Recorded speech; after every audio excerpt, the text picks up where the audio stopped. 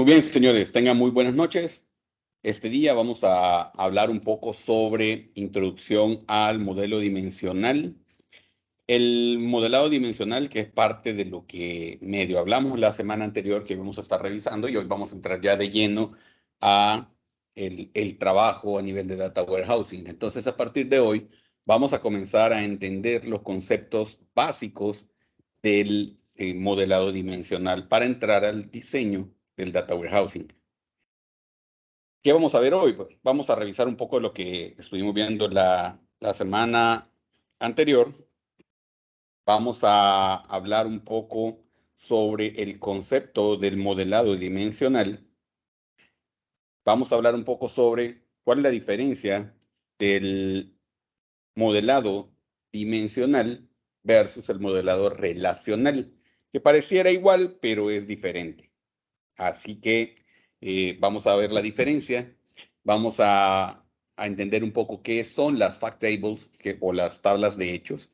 Vamos a entender qué son las dimensiones y vamos a hablar un poco sobre el esquema de estrella y cómo este se diferencia de otros términos que hay en la industria, como es el OLAP. Así que eso es lo que vamos a ver en este día. Bueno, de la última clase, a mí siempre me gusta que esta retroalimentación que vamos a estar haciendo clase con clase, la de alguno de ustedes. Pero este día, por ser nuestra segunda sesión, vamos a recordar un poco entre todos de qué se trataba la última clase. Primero, estábamos hablando que las empresas están compuestas por procesos y hablábamos de que las empresas normalmente tienen procesos operativos y procesos analíticos. Los procesos operativos, operacionales o transaccionales, como se le llaman también, son procesos que ayudan a que la compañía opere en general, a que trabaje, a que haga las cosas que tiene que hacer. Estos procesos usualmente son críticos para la compañía porque de ello depende que la empresa funcione. Sin ellos, la compañía simplemente deja de trabajar. Entonces, ¿cuál es la diferencia con respecto a los procesos analíticos?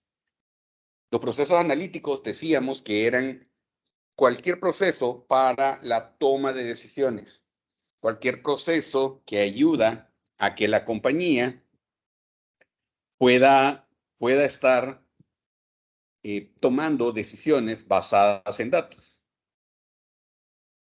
Luego, hablábamos que las bases de datos relacionales normalmente soportan las transacciones operacionales. ¿Eso qué quiere decir? Que cualquier base de datos relacional que nosotros diseñamos, siguiendo los estándares de primera, segunda, tercera forma normal, etcétera, y todos estos elementos, tal cual ustedes lo han estado viendo durante la carrera, lo que ayuda es a hacer que la empresa opere. Pero por otro lado, tenemos también los procesos analíticos. Esos procesos analíticos también dependen de bases relacionales, pero diseñadas de diferente manera. Vamos a hablar ahora sobre la desnormalización, por ejemplo, que es un elemento en donde cambiamos un poco el concepto de base de datos y empezamos a diseñar, pero sin seguir las formas normales. Eso significa que nos vamos a olvidar un poquito de esos conceptos de que tenemos que tener tablas catálogos, que tenemos que tener llaves primarias para los elementos únicos dentro de las tablas, entre otros elementos. Vamos a seguirlos utilizando, sí, pero de diferente manera. Entonces decíamos que el Data Warehouse en general está pensado para soportar operaciones analíticas para que apoyen al rumbo estratégico de la empresa. La idea es que esas bases de datos le ayuden a tomar mejores decisiones a la alta dirección. Con base a esto, vamos a hablar un poco cuáles son las características del modelado dimensional. Normalmente, el modelado dimensional históricamente se ha tomado como un estándar para hacer data warehouses. Estos data warehouses están organizados de tal manera que son simples para entender por usuarios no técnicos. Entonces, a diferencia de una base relacional operacional que está diseñada siguiendo la tercera forma normal al menos, está pensado para que un informático lo entienda y para que cumplas reglas de negocio. Normalmente, los usuarios que van a ver un data warehouse no son usuarios técnicos, no son informáticos, son usuarios de negocio, son personas que toman decisiones, de tal manera que el data warehouse vamos a diseñarlo para que este usuario, tomador de decisiones, que es no técnico, pueda comprenderlo. La idea es que podamos proveer mejoras sustanciales a consultas que un usuario común y corriente tiene. Por ejemplo, si estamos ante un sistema operacional de contabilidad, nos vamos a encontrar con preguntas del negocio como ¿cuánto fue el, el margen que obtuvimos en los últimos 3 meses? Eso obviamente sale de la contabilidad, pero no es tan fácil de sacarlo de un modelo relacional pensado para las operaciones del día a día. Si estamos con un sistema financiero, entonces lo que va a suceder es que vamos a encontrar una base de datos en tercera forma normal, pensada para guardar todas las transacciones contables. Pero ¿y entonces cómo sacamos el margen? El margen, para los que no conocen el término, es una métrica de negocio financiera que dice cuánto la empresa ha ganado de lo que ha invertido. Es decir, cuánto le quedó a la compañía después de todas las operaciones de costos que tiene. Entonces, ese tipo de preguntas que son de negocio y no son preguntas que vamos a sacar fácilmente de un sistema transaccional, es lo que busca responder el Data Warehouse. Tiene formas mucho más rápidas de responder a preguntas complejas como esta.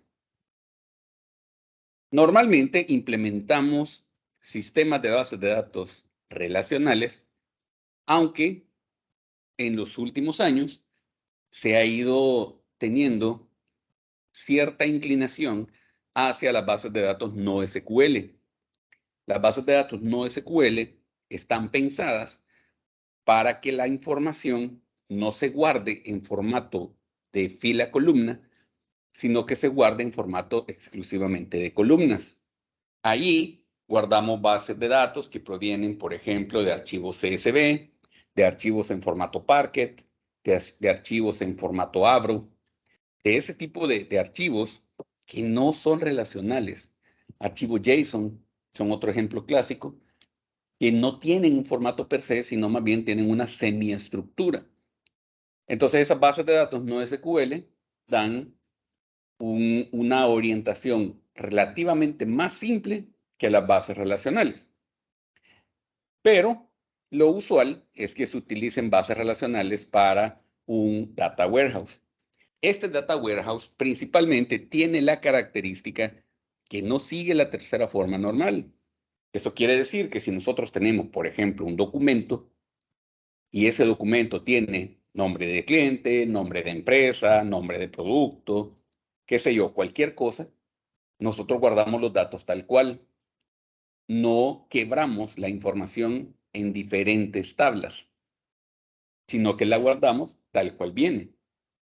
Entonces eso es bien importante porque nos da una orientación diferente de cómo pensar en crear un data warehouse.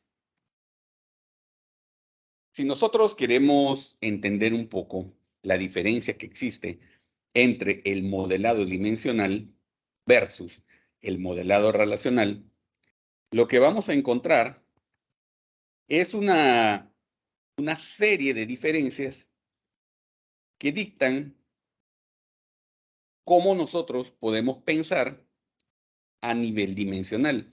Por ejemplo, un modelado dimensional puede, y por eso está en mayúsculas, puede ser instanciado a través de un gestor relacional. Eso significa, normalmente nosotros no utilizamos solo bases de datos relacionales para hacer data warehouses. Puede serlo, pero no necesariamente esa va a ser la manera. En cambio, un sistema relacional debe de, sí o sí, instanciarse a través de un sistema gestor de bases de datos relacionales clásico como lo que ya conocemos, como SQL Server, como Oracle, como cualquier otro que tenemos en la industria. Un data warehouse suele estar desnormalizado. ¿Qué significa? Que nosotros no tenemos tablas que cumplen con la tercera forma normal. Tenemos tablas que vamos a conocer como tablas de hechos o tablas de dimensión que guardan aspectos específicos sobre el negocio. Pero esos aspectos específicos me dictan cómo crear el modelo relacional que soporta el data warehouse. Cuando estamos hablando de una base relacional, entonces ese modelo está completamente normalizado y al menos cumple la tercera forma normal. En la vida real, una base de datos transaccional difícilmente supera la tercera forma normal, porque a través de esta tercera forma normal tenemos todos los elementos básicos necesarios para que una base de datos sea operativa. Tenemos catálogos, tenemos índices, tenemos llaves primarias, tenemos relaciones, tenemos maestro detalle. Entonces, la tercera forma normal nos da lo necesario. Ya una cuarta o quinta forma normal, en algunos casos, puede llegar a ser incluso contraproducente. ¿Por qué? Porque al estar demasiado segmentada la base de datos, también podemos tener problemas de rendimiento al momento de consultarla. Entonces, la tercera forma normal es lo apropiado. Normalmente, vamos a representar un modelado dimensional a través de un diagrama entidad-relación. Al fin y al cabo, si nosotros implementamos un data warehouse a través de un sistema gestor de bases de datos relacional, pues entonces lo que vamos a tener es un diagrama entidad-relación, donde tenemos entidades llamadas dimensiones y tenemos entidades llamadas hechos. Y esas entidades las relacionamos, casi siempre en formato de uno a muchos. También el modelador dimensional, pues lo ponemos a través de un diagrama entidad-relación por obvias razones. Sin embargo, hay una característica del modelado dimensional que es importante que nosotros tengamos bien clara, y es el nivel de redundancia. Cuando estamos frente a un sistema transaccional, no podemos tener datos redundantes. Por ejemplo, si estamos ante una tabla maestro detalle, lo usual es que en el maestro guardemos los códigos con los nombres y en el detalle solo mandemos los códigos. Pues en un modelo dimensional, eso no es así. Si estamos utilizando una tabla de dimensión, vamos a tener una dimensión que nos explique entidades de negocio. Por ejemplo, una entidad de negocio puede ser una persona. Esa persona tiene atributos específicos. Tiene nombre, tiene dirección de residencia, tiene lugar de trabajo. Entonces, ese lugar de trabajo, por ejemplo, no vamos a tener una tabla separada que nos diga lugares de trabajo, sino más bien dentro de la misma dimensión, nosotros guardamos el nombre del lugar de trabajo y guardamos el nombre de la persona. Y si esa persona se representa varias veces, entonces vamos a guardar varias veces la misma persona en la tabla de dimensión. ¿Por qué lo vamos a hacer así? Bueno, porque si estamos diciendo que el modelado dimensional es desnormalizado, significa que nos olvidamos de esas condiciones de la tercera forma normal que nos piden evitar redundancia. Aquí redundamos y redundamos porque eso permite que las consultas específicas que construimos sean mucho más ágiles. Adicional, tiene una representación bien sencilla de entender. Ya lo vamos a ver. Nosotros acá, a nivel de dimensiones, solo tenemos dos formas de diseñar. O hacemos diagramas de estrella o hacemos diagramas de copo de nieve. Y no hay más. Eso es todo lo que tenemos. En cambio, a nivel relacional, podemos comenzar a representar una base de datos en muchas tablas, decenas, cientos de tablas, dependiendo qué tan grande es el modelo. Y al final, para un usuario de negocio es extremadamente complejo llegar a entender cómo está construido. El diagrama dimensional permite que eso se simplifique y un usuario de negocio lo pueda comprender sin mayor conocimiento sobre bases de datos. Eso permite también que esos data warehouse tengan un alto rendimiento y sean muy flexibles para hacer las consultas. Cuando nosotros estamos frente a un sistema relacional, tener esa complejidad de tablas nos puede llevar a tener un pobre rendimiento. Es decir, para hacer una consulta, tenemos que construirla de forma muy compleja, utilizando técnicas avanzadas, difíciles para comprender para un usuario de negocio. Y a la larga, si no tenemos bien tuneada esa base de datos, pues lo que nos va a traer son problemas de rendimiento. ¿Sí? Tanto los data warehouse como la base relacional contienen los mismos datos. Eso significa, lo mismo que tenemos en el sistema relacional, lo vamos a tener en el data warehouse. ¿Y por qué? Alguien alguna vez me preguntaba, ¿y por qué el data warehouse redunda en datos? ¿Por qué tiene lo mismo que el sistema transaccional? Bueno, pues porque el porqué de un data warehouse es aislar la base de datos operacional y dejarla solo para que mantenga la operación. Y para tomar decisiones, pues hacemos una réplica con un modelo ligeramente diferente, optimizado para consultas, y eso nos va a traer escalabilidad en las consultas y no entorpecemos al sistema operacional. Dentro de esto, vamos a conocer primero las tablas de hechos, que se conocen como fact tables también. Estas tablas de hechos almacenan métricas. ¿Sí? ¿Qué es una métrica del negocio? Es cualquier cosa que la empresa necesita medir dentro de su operación. Por ejemplo, a una compañía le interesa medir cuántos productos se vendieron, qué monto se vendió, cuánto se vendió por vendedor, por producto, por línea de producto, por línea de negocio. Ajá. Entonces, esos valores que resultan de un evento en un proceso de negocio, esos valores numéricos precisamente son los que nosotros vamos a llamar métricas o hechos. Por eso se le conoce también como tablas de hechos. La idea es que estas tablas de hechos tengan el nivel más detallado que se pueda para ese evento. Por ejemplo, si estamos analizando las ventas, nosotros podríamos decir, ok, voy a guardar el número de la transacción, voy a guardar las ventas en moneda y las ventas en unidades. Y eso lo voy a analizar por cajero, por cliente, por promoción, por tienda, por producto, por fecha. Y de hecho, con la fecha es bien interesante porque vamos a tener incluso una clase solo para ver cómo se manejan las fechas en un data warehouse, porque es uno de los factores más críticos. Normalmente las métricas se necesitan analizar en función del tiempo. Entonces, podemos tener tiempo de diferente índole.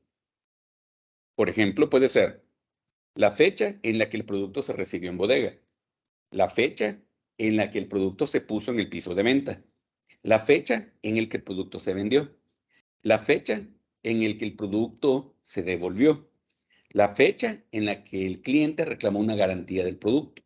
Y así sucesivamente pudiéramos sacar muchas métricas, pero todo en función del tiempo. El tiempo visto en diferentes aristas. De tal manera que el tiempo se le considera una dimensión especial a nivel de Data Warehouse. Este término de hechos o fact, pues básicamente va a representar las métricas del negocio. Entonces, lo normal es que cuando nosotros diseñamos un Data Warehouse, vamos a enfocarnos en un proceso específico. Por ejemplo, puede ser, vamos a analizar solo ventas, o vamos a analizar solo compras, o vamos a analizar solo inventario. Pero nos enfocamos en un problema y de ese problema obtenemos sus tablas de hechos, obtenemos sus métricas que guardamos en esas tablas de hechos. Casi siempre, una sola tabla de hechos puede llegar a resolver muchos tipos de preguntas, dependiendo del nivel de detalle. Ese es principalmente lo más importante, qué tan detallado queremos la información. Y se dice que cada fila de la tabla corresponde a un evento. Eso quiere decir, si el evento que yo estoy analizando es venta, entonces yo tengo n cantidad de filas por n cantidad de ventas que se han hecho. Si se hicieron 20 ventas, entonces yo tengo 20 filas. Eso es lo importante. Puede haber un mayor nivel de detalle. Ya vamos a llegar al punto donde vamos a analizar el detalle de las tablas de hechos. Todas las filas que nosotros guardamos en esa tabla de hechos tienen que tener el mismo nivel de granularidad, es decir, el mismo nivel de detalle. No puede ser que nosotros tengamos una tabla de hechos que guarda filas detalladas por producto y otras no las tenemos detalladas por producto. Eso no puede ser. Es parejo. Son todas las filas con el mismo nivel de detalle. Lo que suele suceder es que estas métricas son completamente numéricas, pero también son aditivas. ¿Qué quiere decir? Todos los valores de métricas deben de poderse sumar. Veamos un caso. Aquí estamos guardando en esta tabla de hechos las ventas en moneda, es decir, cuánto fue el monto de lo vendido. Al final del día, nosotros podemos decir, este día que es, hoy estamos a 6 de marzo, entonces este día que es 6 de marzo, ¿cuánto vendí en total? Entonces yo sumo todas las ventas del día y digo cuánto fue lo que vendí. Si yo no puedo hacer esa suma con ese valor numérico, entonces la tabla de hechos está guardando valores que no son métricas. ¿Qué tipo de valores pueden ser? Por ejemplo, hay un valor, hay algunos valores como el año de nacimiento, que es numérico. El año de nacimiento de un cliente, por ejemplo, es un valor numérico. Pero yo no puedo decir, voy a sumar los años de nacimiento de mis clientes. Eso no se puede. Puedo guardar, por ejemplo, el precio nominal de un producto, pero el precio nominal no necesariamente es el precio al que lo vendí. Yo puedo decir, este producto que estoy vendiendo, lo puedo vender en $10, pero a la hora de las horas, a la hora de hacer la transacción, el cliente probablemente me pagó 9, me pagó 11, me pagó más o menos. Entonces, ese precio de lista o precio nominal no es una métrica porque no es un valor que yo pueda sumar. Ajá. Es simplemente un valor de referencia. A eso le vamos a llamar después un valor descriptivo. Entonces, las tablas de hechos en sus métricas deben guardar explícitamente valores numéricos y que sean aditivos. Hay algunas métricas que tienen un trato especial. Por ejemplo, aquellas que están amarradas a años fiscales. ¿Cuánto vendí en 2020? ¿Cuánto vendí en 2021? Pero fiscalmente yo no puedo combinar 2020 más 2021. ¿Por qué no puedo? Porque el fisco siempre divide por años. Entonces, la venta que yo hice en un año no la puedo combinar con la venta que hice en otro año. Esos valores se conocen como semi-aditivos, porque sí los puedo sumar. O sea, yo sí puedo sacar el total de lo vendido en el 2021. Pero lo que no puedo hacer es el total de lo vendido de 2021 y 2022. Eso no se puede. Entonces, como sí las puedo sumar, pero no del todo, sino que se suman bajo condiciones, a eso se les llama semi-aditivas. Las tablas de hechos no son tablas pensadas para guardar datos de texto redundante. ¿Como cuáles? Bueno, como el nombre del cliente. No está pensada la tabla de hechos para eso. Está pensado exclusivamente para valores numéricos. Ahora, hay ciertas ocasiones donde algunos usuarios de negocio dicen, quiero saber qué productos no se han vendido en 2021. Esa pregunta es clásica, la hacen muchas personas, pero a nivel de Data Warehouse se guarda exclusivamente el evento que se dio. Para este caso, el evento dado es la venta. Entonces, si algo no se vendió, entonces ese valor no se guarda a nivel de Data Warehouse, sino que únicamente queda para que nosotros lo busquemos de otra forma. Pero lo que no se dio, el evento que no se dio, ese no se guarda, solo lo que se ha dado. Eso es muy importante. Ahora, una característica importante de las tablas de hechos es que suele tener un alto número de filas, pero pocas columnas. Si ustedes lo ven, por ejemplo, aquí tienen una tabla de hechos que guarda las ventas al detalle. Esa tabla, como podrán ver, tiene apenas 11 valores u 11 columnas. Entonces, las tablas de hechos no están hechas para tener infinidad de columnas. Están pensadas para tener altos volúmenes de filas. Entonces, es normal que estas tablas de hechos guarden 1 millón, 2 millones, 10 millones, 100 millones de filas, así a niveles de millones. Por lo que están optimizadas para que puedan ir a traer valores de filas específicamente. Estas tablas de hechos tienen tres formas de detallarse o de definir su granularidad. Una de ellas es a nivel de transacciones. ¿Qué quiere decir? Bueno, voy a guardar el 100% de las transacciones, así muy detalladamente.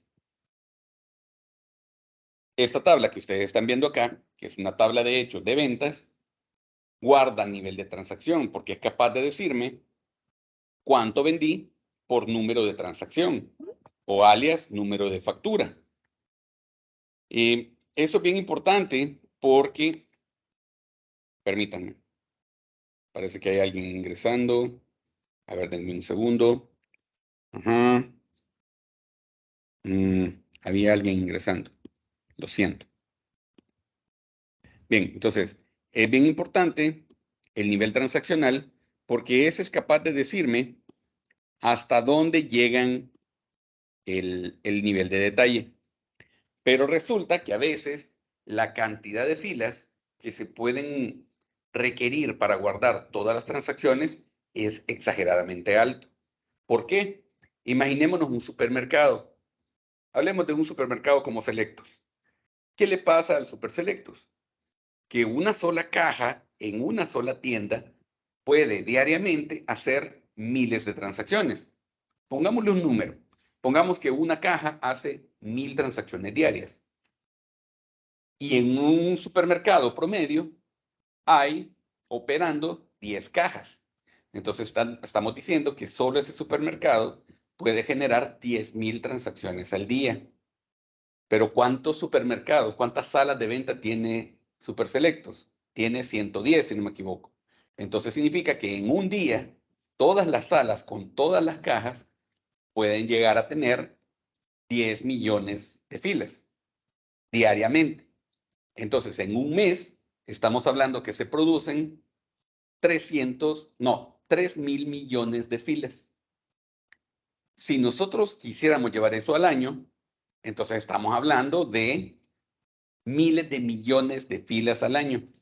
Manejar eso a nivel transaccional es complejo, es extremadamente grande. Casi ningún gestor de bases de datos tiene una capacidad tan potente como para manejar volúmenes así de altos.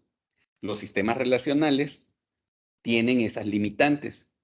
Entonces, cuando el volumen es extremadamente alto, los data warehouse tienen el mismo problema, porque a la larga es un sistema gestor de bases de datos relacional el que lo soporta. Por lo que hay otras técnicas. Una es el snapshot periódico. ¿Qué quiere decir eso? Que a nivel de data warehouse no se guarda el detalle por transacción, sino que se hace una sumatoria del día y Eso es lo que se guarda en el Data Warehouse. Entonces, si nos volvemos al ejemplo del supermercado, donde decíamos que una sola tienda produce 10,000 transacciones en un día, eso lo podemos reducir a una sola fila, donde decimos, la tienda X vendió $1,000,000 en un día. De tal manera que solo esa tienda va a producir al mes 30 filas. Si lo llevamos a las 110 tiendas, estamos hablando que vamos a tener más o menos unas 3,000 filas al mes. Eso es totalmente manejable, pero no tenemos al nivel de detalle, o sea, no tenemos, por ejemplo, a nivel de transacción. Lo tenemos a nivel de día y por tienda. Entonces podemos saber cuánto se vendió a nivel de tienda.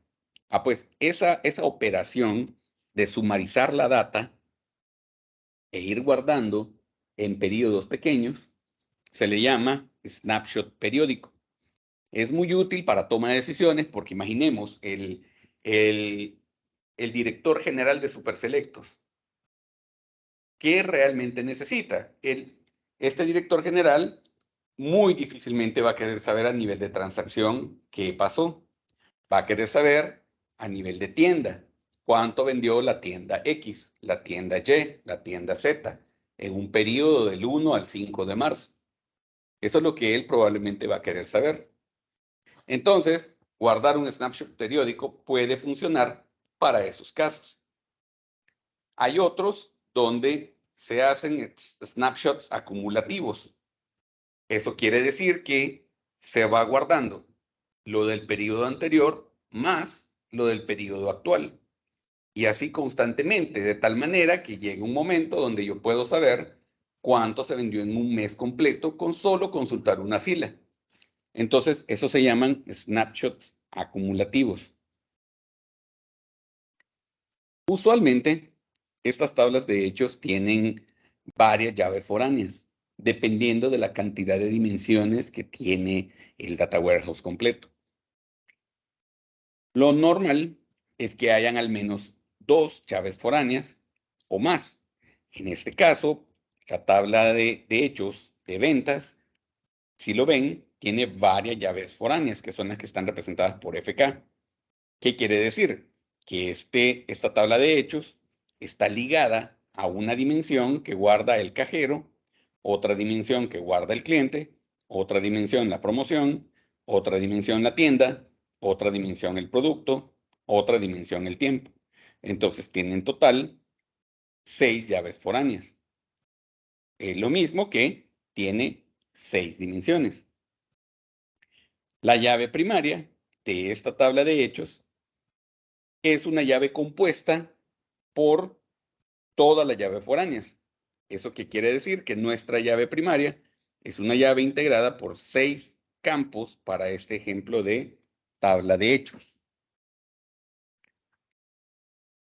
La tabla de dimensiones, por otro lado, son tablas que apuntan a entidades de negocio. Esta no guarda transacciones. Esta guarda el contexto sobre el cual analizamos las métricas del negocio. ¿Sí? Guarda de información descriptiva de el nivel transaccional que tenemos en las tablas de hecho. Estas usualmente responden a preguntas como quién, qué, a dónde, cuándo, cómo y por qué. Pero no responde a preguntas de cuánto. O sea, no responde valores numéricos, responde valores descriptivos. Entonces, todos sus atributos son columnas descriptivas. Describen a la entidad de negocio. Veamos el caso. Aquí tenemos una dimensión de producto.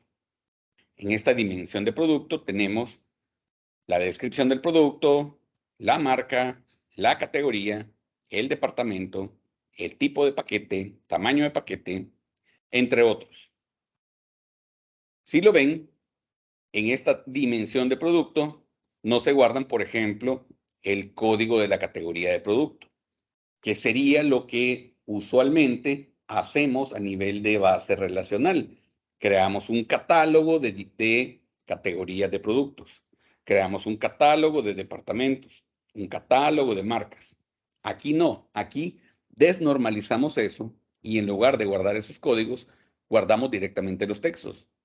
Entonces, por ejemplo, si estamos describiendo una marca, perdón, una manzana, de la manzana guardamos su marca, supongamos que la marca es Apple, la categoría, que sería frutas, guardamos ese texto, frutas, el departamento, digamos que el departamento se llama comestibles, entonces guardamos la palabra comestibles. No guardamos códigos, guardamos textos, planos. Así es como consultamos las tablas de dimensión.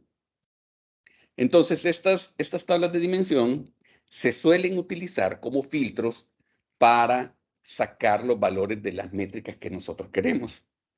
Entonces, si queremos saber cuánto se vendió de manzanas, consultamos la tabla de hechos, pero le decimos, anda a filtrarme a la dimensión de producto, el producto que se llama manzana. Aquí nosotros tratamos en la medida de lo posible de evitar códigos. Mejor utilizamos valores textuales. Los códigos, en la gran mayoría de casos, son utilizados nada más a nivel de sistema para poder codificar y manejar mucho mejor los valores. Pero en Data Warehouse eso no existe.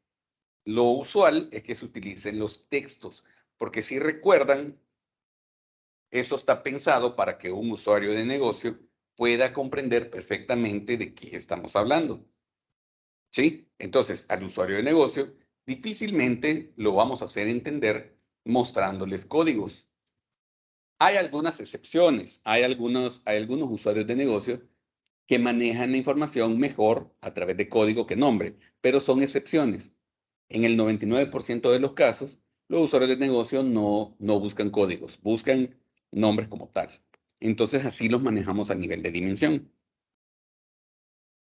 Estas dimensiones suelen tener atributos que representan jerarquía. Veamos el caso. Tenemos, por ejemplo, la categoría, la marca y el producto. Entonces tenemos una categoría que puede ser artículos de limpieza de todo propósito. Dentro de esa categoría tenemos una marca que es Power Clean y dentro de esa marca tenemos un producto que es el Power All de 20 onzas. Entonces hay una jerarquía. Este es el abuelo, este es el papá, este es el hijo. Esas jerarquías, más adelante, las vamos a trabajar bajo un concepto de jerarquía como tal, pero no dividimos la tabla en múltiples tablas, sino que lo dejamos todo concentrado en una sola. La idea es que no normalicemos para evitar en la medida de lo posible convertir un modelo de estrella en un modelo de copo de nieve. Ya vamos a llegar a diferenciar entre uno y otro. Pero nosotros ahorita estamos bajo el precepto de un diagrama de estrella. Casi siempre las dimensiones tienen un alto nivel de desnormalización y sus relaciones van directo de dimensión hacia tabla de hechos. No pasan por otras dimensiones, sino que su relación es exclusivamente con la tabla de hechos. Por consiguiente, cada una de estas filas se puede ver representado varias veces en una tabla de hechos. Por ejemplo, este producto Power All de 20 onzas se pudo haber vendido el 1 de enero, el 2 de enero, el 3 de enero, el 4 de enero. Entonces, un solo producto se relaciona con varios valores medidos en la tabla de hechos. Por consiguiente, sus relaciones suelen ser de 1 a muchos. Entonces, habiendo entendido el concepto de tabla de dimensión y tabla de hechos, el modelo entero lo vamos a representar como un modelo dimensional compuesto por una tabla de hechos que tiene múltiples métricas, pero que está rodeada de dimensiones. Esas dimensiones le van a dar el contexto a las métricas.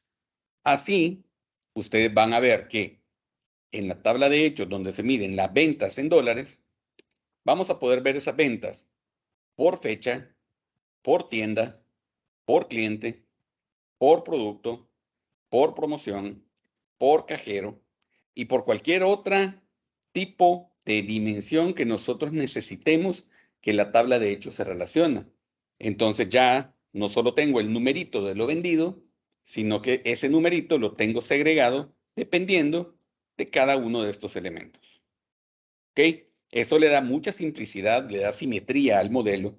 Se llama estrella porque al centro encontramos siempre la tabla de hechos y alrededor las dimensiones con las que ésta se relaciona.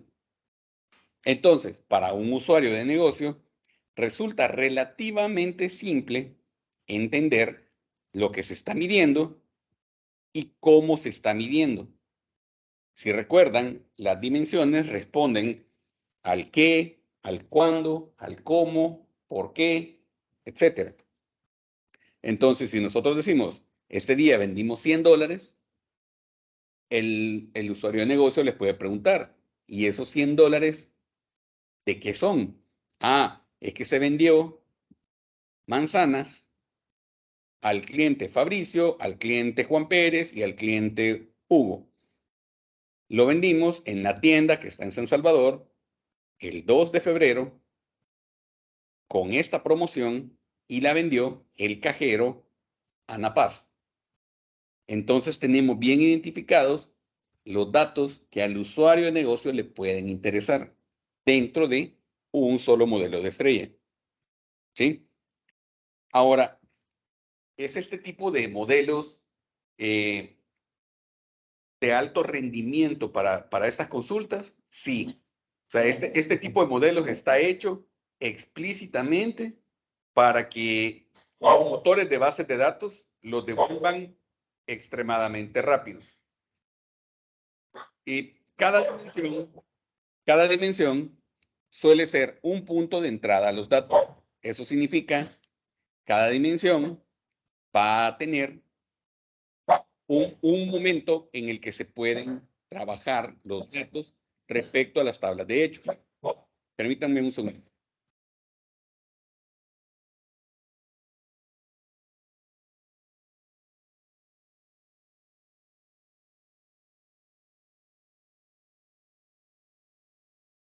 De tal manera que este modelo no está construido para una consulta en específico, sino que está construido para responder varias preguntas que el usuario de negocio puede tener. El usuario de negocio puede preguntar cuántos clientes, cuántas tiendas, cuántas promociones, cuántos productos, cuántos cajeros.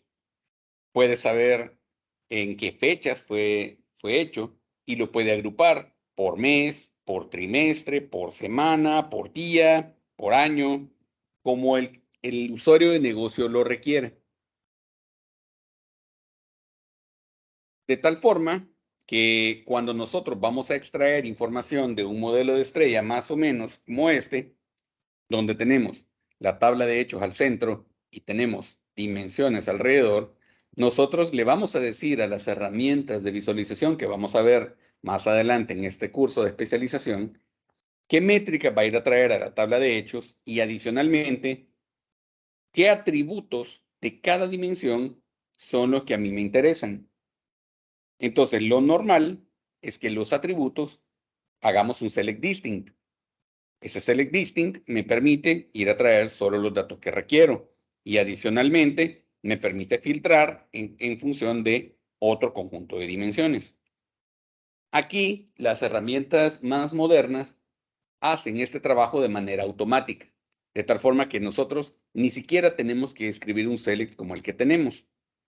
Si estuviéramos directo en una base relacional, tendríamos que construir selects complejos para traer la información.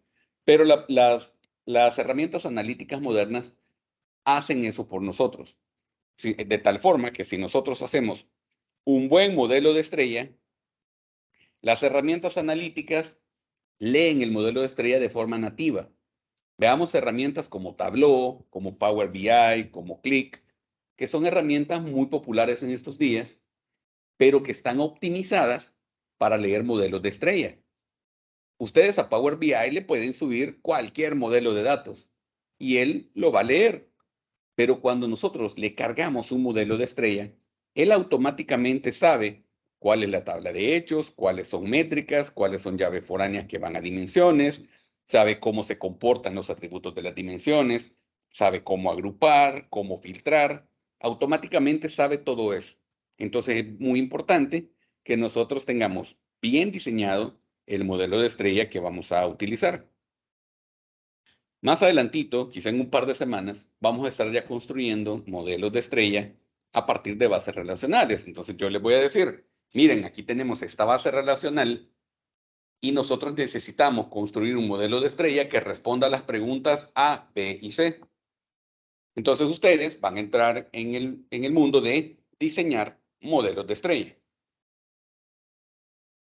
Ahora bien, en la actualidad mucha gente usa de manera indistinta la palabra modelo de estrella y la palabra cubos OLAP. Los cubos OLAP son una tecnología que a mi forma de ver ya va de salida, pero siempre lo traigo a colación porque en la actualidad muchísima gente cree que un modelo de estrella es lo mismo que un cubo OLAP. El cubo OLAP es una estructura de datos que permite colocar la información en diferentes dimensiones y permite que estos cubos puedan rotarse, puedan partirse, puedan seleccionarse ciertos valores. Esa tecnología comenzó a utilizarse allá por el año 99 quizá y tuvo su mayor énfasis allá por 2010. En la actualidad es una tecnología que se sigue utilizando, pero que ya va de salida. Entonces, solamente lo traigo a colación para que ustedes entiendan la diferencia. Nosotros creamos bases relacionales siguiendo un modelo de estrella con base a lo que menciona Ralph Kimball y Bill Inman en sus definiciones, que son los padres del Data Warehouse, que de hecho hay una lectura recomendable para ustedes, que ya se la voy a indicar, en donde van a poder entender de dónde es que provienen estos conceptos. Y el señor Ralph Kimball lo detalla en su libro que se llama The Data Warehouse Toolkit, donde les dice puntualmente por qué las dimensiones hacen lo que hacen y por qué las tablas de hechos hacen lo que hacen. Para finalizar, el modelo dimensional para nosotros es un modelo estándar, ¿sí? Es un modelo genérico para diseñar data warehouse.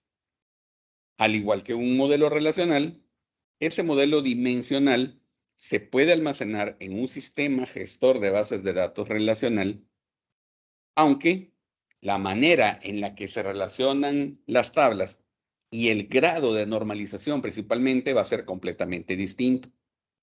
Como ustedes lo vieron, en las tablas de dimensión se busca que los datos no estén normalizados y el nivel de detalle del modelo de estrella lo da la tabla de hechos. La tabla de hechos va a guardar eventos específicos del negocio que se dan bajo un nivel de detalle específico por cada problema. Entonces, lo que nosotros hacemos es que diseñamos tablas de hechos que van de acuerdo al nivel de granularidad que el negocio necesita. Y estas se acompañan de dimensiones que proveen contexto. Esa es la palabra clave. Las dimensiones proveen contexto, que indica bajo qué condiciones se dio el evento que está guardado en la tabla de hechos. Entonces, nuevamente, la tabla de hechos me dicta las métricas del negocio y las dimensiones me da el contexto con la que se calculó esa métrica. Este modelo dimensional lo utilizamos a través de un modelo de estrella, que si lo vieron, el modelo de estrella no es nada más que un modelo entidad-relación. Eso es bien importante.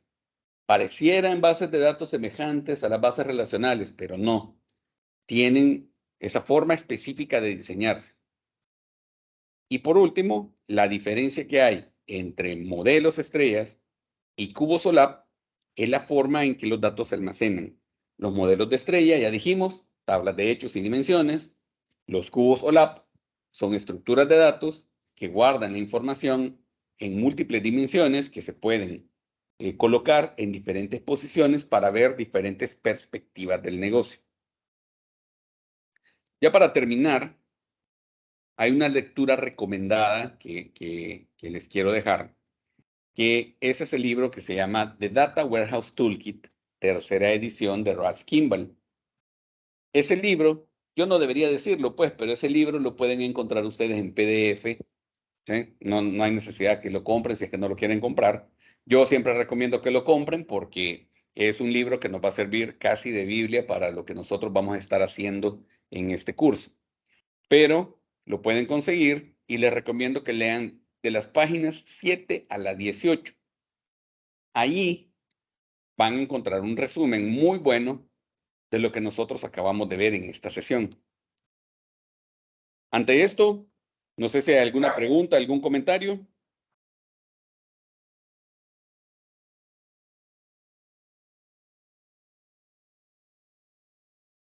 Pues pregunta no, pero es interesante la parte de cómo pueden hacerlo el análisis diario. Bueno, más que todo lo que hablaba del Super Selectos, de que le interesa a los gerentes más que todo, o sea, lo de cuánto vendió la tienda. Sí, definitivamente, así hay muchos casos. Nosotros vamos a analizar acá en este curso un caso específico de retail que es aplicable a todas esas tiendas como supermercados, tiendas por departamento, entre otros, porque el retail es la industria donde más se aplica el data warehousing. Entonces vamos a seguir viendo más casos en torno a eso. No sé si hay alguna otra consulta, algún comentario que ustedes quieran mencionar.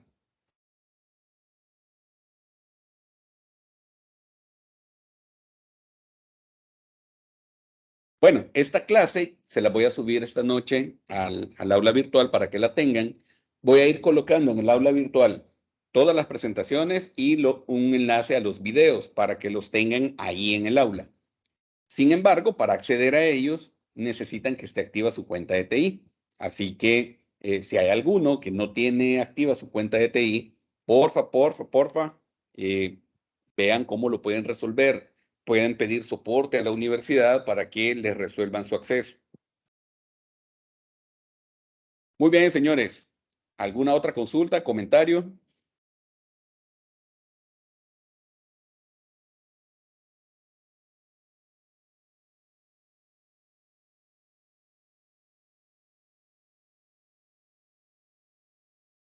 Muy bien, señores. Si no hay preguntas, entonces nos quedaríamos hasta acá esta noche. Nos vemos el próximo jueves. Cuídense. Feliz inicio de semana y estamos en comunicación. Hasta luego. Buenas noches. Buenas noches. Buenas noches. Buenas noches.